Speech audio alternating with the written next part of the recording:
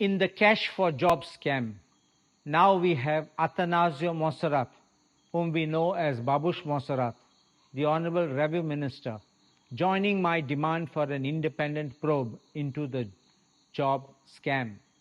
Also, the Honorable Minister for Agriculture, Ravi Naik, seems to know more.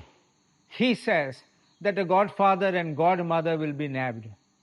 Honorable Chief Minister Dr. Pramod Sawant needs to walk the talk. Police investigation will not unravel the whole truth and not name all the players. I also have come to know one thing, that there are certain police officers who are not registering FIRs, they're dissuading complainants from registering their FIRs, they're trying to settle these complaints at the police station, or that they are trying to chase them away. Don't do this, because if you do so, and it comes in my hand with all the documents, I will make sure that you will be put in place.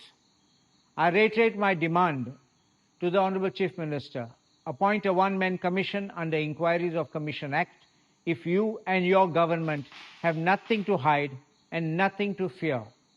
I appeal to all others who have paid money to come forward and name those who collected the money for the jobs promised.